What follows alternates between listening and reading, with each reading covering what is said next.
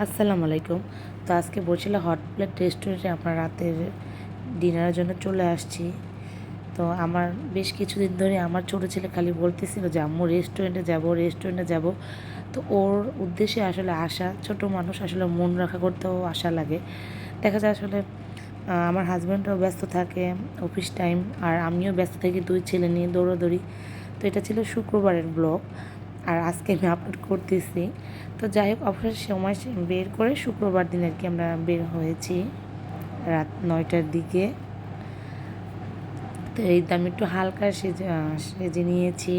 তো এরপর menu card দেখতেছিলাম, আমার থেকে টেনে আমার বড় ছেলে নিয়েছে। সে বলতেছে যে বাবা, আমি রাইস আর হলো, সরি রাইস না, ও বলছিল পোলাও আর ফ্রেঞ্চ ফ্রাই আর 7 আপ খাবে, মানে ওর মতো করে ও বলতেছিল। তা আমরা বলছিলাম ঠিক আছে বাবা, তুমি যেটা খাবা সেটাই হবে। তা আমি একটু ঢং করতেছিলাম আর দেখে ছেলের বাবা ছেলেদের নিয়ে ব্যস্ত আছে। তো খাবারের জন্য আমাদের অনেকক্ষণ ওয়েট করতে হয়েছে, কারণ শুক্রবার ছিল, অনেক ভিড় ছিল রেস্টুরেন্টে। আমার হাজব্যান্ড আগেই বলেছিল যে আমরা 7টার দিকে বের হলে হয়তো আমরা তাড়াতাড়ি চলে আসবো, কিন্তু আমি বলতেছিলাম যে এত তাড়াতাড়ি গেলে তো আমার বাসায় আসলে ক্ষুধা লাগবে। তো এর জন্য যাই হোক, তো এরপর আমাদের অবশ্যই প্রায় 1.5 ঘন্টা ওয়েট করার পর আমাদের খাবার চলে আসছে। তো ওখানে আমরা রাইস নিয়েছিলাম, আর হলো গিয়ে ফ্রেঞ্চ ফ্রাই, মশলা চিকেন নিয়েছিলাম, চিকেন ফ্রাই নিয়েছিলাম, আর আমার হাজব্যান্ড নিয়েছিল নুডলস। কারণ সে বলতেছিল যে এখন আমি রাইস খাবো না। আর আমি লাস্টে একটা ফালুদা নিয়েছিলাম, ফালুদাটা না অনেক ভালো ছিল, মানে খেতে মানে অনেক মজার হয়েছিল। আর হট প্লেটের খাবার না সব সময় আমার কাছে খুব ভালো লাগে, তাই দেখা যায় যে মানে খাবার দাবার খেতে গেলে দেখা যায় বেশি হট প্লেটেই যাওয়া হয় আমাদের। তো এরপর আমাদের খাওয়া দাওয়া মোটামুটি কমপ্লিট হয়ে গেলো। তা আমার বড় ছেলে হাত ধুবে বলতেছিল যে আম্মু হাত ধুয়ে নিই।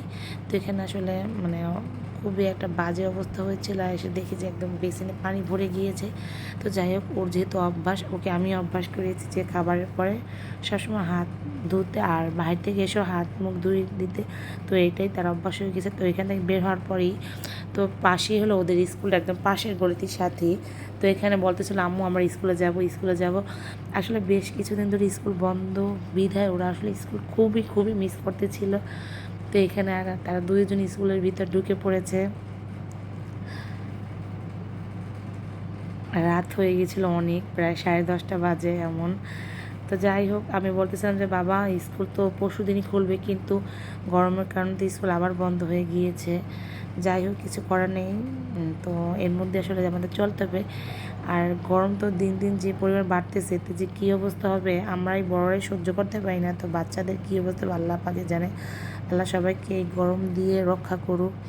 তো যাই হোক, আমার ভিডিও আজকে এই পর্যন্তই ছিল। আমার ভিডিও ভালো লাগলে অবশ্যই লাইক করবেন এবং শেয়ার করবেন। আর মানুষ মাটির ভুল হতে পারে, ভিডিও ভালো অবশ্যই একটা কমেন্ট করে যাবেন। তা আমি গাছে আম দেখতেছিলাম, অনেক আম ধরেছে। এই রাস্তাটা ওদের স্কুলের রাস্তা, এখান থেকে আমি আসলে সচরাচর আসা যাওয়া করে থাকি স্কুলের জন্য। তো এই তো আমি আর কি, আমার হাজব্যান্ড বলতেছিল তুমি ওদের নিয়ে চলে যেতে পারবে না, আমি বুঝতে পারবো। তো যাই হোক, আজ এই পর্যন্ত ছিল। আল্লাহ হাফেজ, দেখাবে নেক্সট কোনো ব্লগে। আল্লাহ হাফেজ।